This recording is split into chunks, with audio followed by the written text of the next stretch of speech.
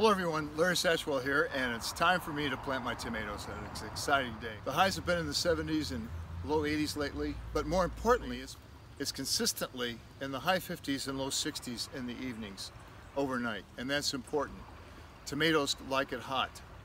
One of the first things you need to do is decide what kind of tomatoes you're going to plant. There are so many varieties now. I like to go with the heirloom varieties. I'm going to be planting this Homestead today, and I'm going to do it in a couple different ways. Homestead is an heirloom tomato that's good for slicing.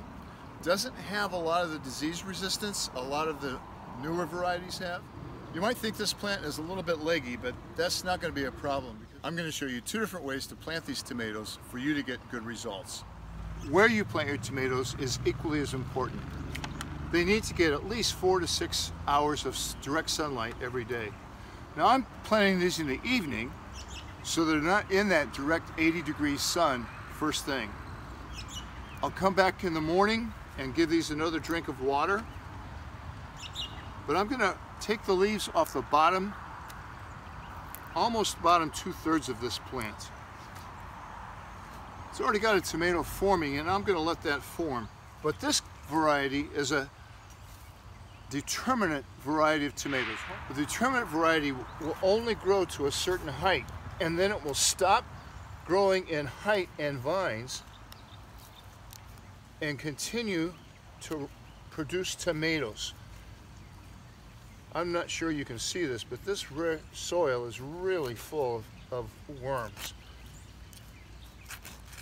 It's nice and warm, and I've got a pretty good hole here. Now, that tomato will develop roots all the way up and down that stem that's in the ground. And once those roots are established, you don't have to water nearly as much. You know, my daughter suddenly became interested in gardening this year, and that's one of the reasons for this video. One important thing, especially on a variety like this that doesn't have a lot of disease resistance, is to get it mulched right away. You don't want that soil to be splashing up onto the leaves. That will turn them yellow.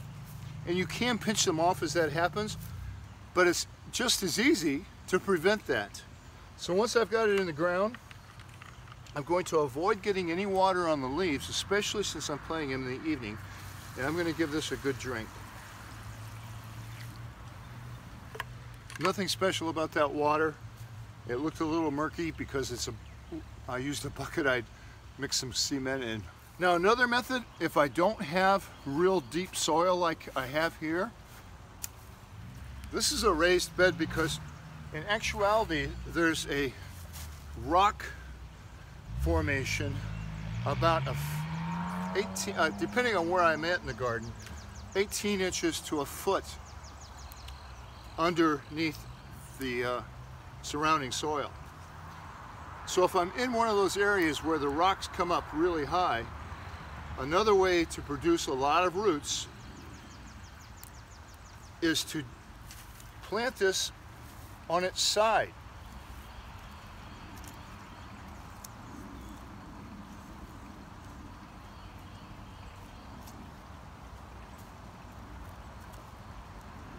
Boy, I love this. A good way to tell if I really love all the earthworms in here. This is just covered with worms. One way to tell if you're planting in too wet soil, if you form a dirt ball, it might hold, but it should crumble really easily like that. So I'm saying I think this soil is just perfect for dryness or wetness and planting. So I've dug a trench here, and what I'll do is lay this tomato on its side, and I will completely cover up that root. So once I have it on its side, I'm going to stake it, and this is a nice sturdy piece of oak. I'm going to lay a brick right here, and believe it or not, I have an old pantyhose here. My wife and I have 6 children, 5 of which are daughters. And I don't know why women stopped wearing pantyhose, probably because they're very uncomfortable. But Whenever the girls got to run in the stockings, I would save them. They make great ties for tomato plants. They're nice and soft. Now this is a determinate plant, so it'll probably get about the top of this spike and stop growing. If you plant indeterminate, those plants will grow and grow and grow vines all season long. By the way, if you didn't have 5 daughters and a sack full of pantyhose, a nice strip of t-shirt works as well. What you don't want to buy for tomato plant are these things they sell at the hardware store or at the big box stores as tomato plant stands. This, for an indeterminate tomato, is totally worthless. And for that matter, for a determinate tomato, it's totally worthless. I use these to support my pepper plants, and I think they're great for that. But these are not tomato plant supports. A nice sturdy oak stake or a nice cage. This one's made out of concrete reinforcement wire. My local Ace Hardware sells these by the individual piece, and I've also seen individuals that sell them on Craigslist. If you go to the hardware, if you go to the big box store, you're going to have to pay about $150 for a whole row. Now if you've got several gardening friends, that might not be a bad investment. These tomato plant stands I made years ago. They're at least 15 years old, and they're still in pretty good shape. Now I can't just stick this over the tomato.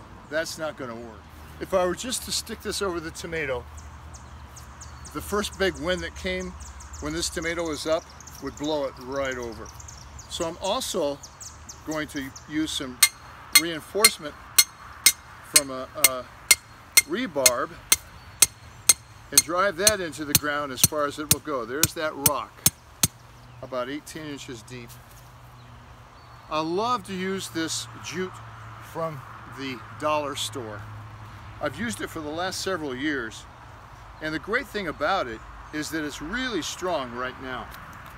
But by the end of the season, it will almost have completely decomposed, and I will be able to pull this off and put the garden away without any tools. So I need to mulch that one, give it another drink. I'll come back in the morning and give it another drink. We're supposed to have rain tomorrow evening, so this is a perfect time to get these plants started. If you enjoy this video, I'll be producing these kind of videos all summer long as my garden grows to help my daughter in her gardening adventure. Hit that bell, hit the like button, do all that stuff you're supposed to do for social media. And until next time, happy gardening.